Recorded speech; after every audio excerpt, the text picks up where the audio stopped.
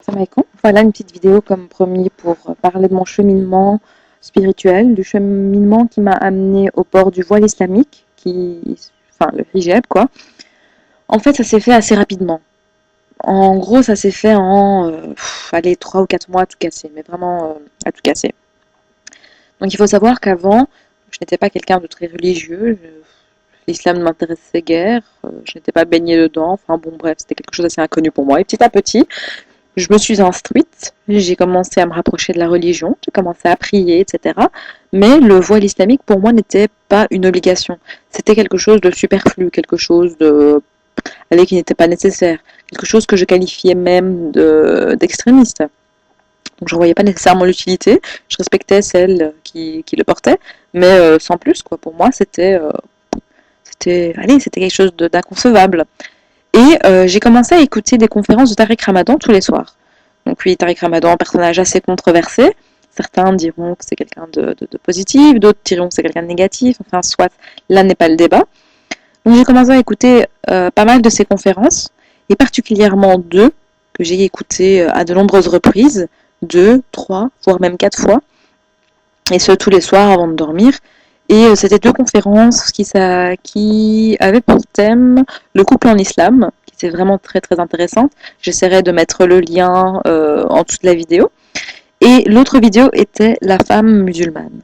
Et ces deux conférences m'ont profondément touchée, m'ont profondément marquée et ont suscité mon plus vif intérêt. Je me suis donc informée de plus en plus à ce sujet-là. Et en fait, le déclic par rapport au voile, c'est ce que Tariq Ramadan a dit dans cette conférence, qui est la femme musulmane. Et en fait, il a expliqué un petit peu la symbolique, la signification du voile islamique. Et en écoutant ça, c'était un choc pour moi. J'ai commencé à voir le monde extérieur d'une manière totalement différente. Donc c'était vraiment une prise de conscience. Ces deux conférences ont changé ma vision des choses, ont changé ma vision de l'islam et ça n'a apporté que du positif, alhamdoulilah. Donc, ces conférences m'ont permis d'ouvrir les yeux sur le fait que lorsque j'étais habillée, bon, pas nécessairement de manière aguicheuse, je ne sais pas, ni elle est très sexy ou quoi que ce soit, j'étais habillée de manière assez simple, c'était l'été, donc je mettais des t-shirts, des légers décolletés, des pantacourts pas trop moulants, mais voilà quoi, sans plus, rien de bien particulier. Et donc j'avais le regard des hommes qui étaient posés sur moi en permanence. Et petit à petit, je me suis bien rendu compte par rapport à ces conférences-là que les regards qu'on posait sur moi n'étaient pas des regards du genre waouh, machallah, elle est trop jolie, elle est trop belle, elle est charmante, etc., etc. Non, c'était plutôt des regards, l'air de dire putain, mais qu'est-ce qu'elle est bonne, Hachek. Ou bien des regards, mais on voit qu'il y a de l'imagination derrière, donc que la personne s'imagine ce qu'elle pourrait éventuellement faire avec ce corps qu'il trouve magnifique. Enfin, soit. C'était donc d'un côté un peu plus noir de la chose. Je trouve que c'était vraiment des regards qui étaient rétrogrades, des regards qui étaient avilissants, et je me sentais vraiment comme une moins que rien. Je me sentais comme un morceau de viande qu'on regardait, qu'on tournait autour avant de savoir de quel côté pouvoir le manger, etc., etc. Donc vraiment, je me sentais très, très, très mal. Et donc, petit à petit, à force de ne plus supporter ce regard-là des hommes, et pas que des hommes d'ailleurs, vu qu'il y a également des femmes qui matent, si je puis dire. Pourquoi, je ne sais pas, par jalousie, ou bien par analyse, essayer de copier, ou quoi que ce soit, je ne sais pas du tout. Vraiment. Donc voilà.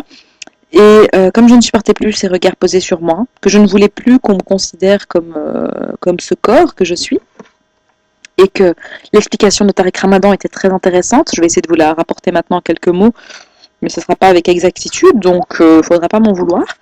En gros, il disait que le voile avait deux dimensions différentes. La première étant que le voile islamique était un vêtement, au même titre que tous les autres vêtements, donc au même titre que le pantalon, qu'un t-shirt, qu'un pull, et que donc il avait l'utilité d'un vêtement, c'est-à-dire de cacher la nudité, donc la aura. Il faut savoir que au niveau des femmes, tout est nudité, sauf le visage et les mains, et selon certaines écoles également les pieds. Donc tout le reste du corps est à couvrir. Aussi, L'autre dimension étant la dimension de protection par rapport au regard, etc., etc.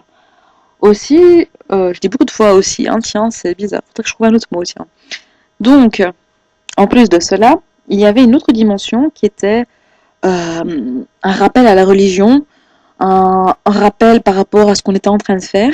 Donc en gros, on me regarde, et ben quand un homme me regarde, ce voile dit stop, arrête-toi là, qu'est-ce que tu fais? Pourquoi tu regardes mon corps? Il n'y a rien à voir là. Je ne suis pas qu'un objet de désir, comme dirait Alain Soral. Je ne suis pas qu'un morceau de viande. Je ne suis pas qu'un corps qui est bien gaulé ou pas bien gaulé. Un corps qui te plaît ou qui ne te plaît pas. Une paire de fesses, une paire de seins, non. Je suis d'abord et avant tout une femme musulmane qui a une intelligence, qui a une certaine spiritualité, qui a des envies, qui a des idées, euh, qui a, enfin, une femme quoi, à part entière et l'égale de l'homme. Et donc, vraiment, ça m'a touchée parce que c'est vrai, c'est vrai. Dans notre société actuellement, on s'arrête sur le physique. Notre société accorde énormément d'importance à l'apparence. Et ce voile vient dire non, je ne suis pas d'accord. Je ne veux pas qu'on nous juge tous les uns et les autres par rapport à notre physique. Je veux qu'on aille creuser un peu plus loin, qu'on aille voir qui on est réellement. Parce que je ne suis pas qu'une paire de seins, je ne suis pas que de beaux cheveux, je suis une femme. Et j'aimerais qu'on me reconnaisse en tant que telle. Et donc contrairement à ce qu'on pourrait croire, le voile n'est pas du tout rétrograde. Il ne réduit pas la femme à un objet ou quoi que ce soit. Non, bien au contraire, il libère la femme. Il libère la femme des jugements qu'on pose sur son corps, de la manière dont on la perçoit par rapport à son corps. Le voile permet de considérer, bien évidemment, la femme comme un être en tant que tel, un être totalement égal à l'homme, ok, et pas en tant qu'objet de désir, que corps, etc., etc. Et ça, cette réflexion-là que Tariq Ramadan a posée, s'est développée dans mon cerveau. Oui, j'ai un cerveau. Donc ça s'est développé petit à petit en moi, ça a mûri, et allez, après 2-3 mois à tout casser, j'ai décidé de porter le voile. Je me sens très très bien avec, alhamdoulilah. Les regards des gens ont changé. Je me considère plus comme une femme et non comme quelqu'un qui devrait attiser le désir des hommes.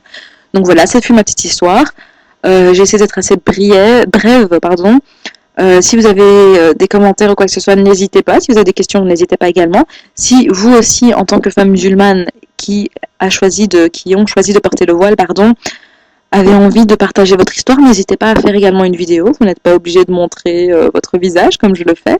Et voilà, Inch'Allah, j'espère que ça apportera beaucoup à beaucoup de personnes. Donc voilà, je vous remercie. Au revoir.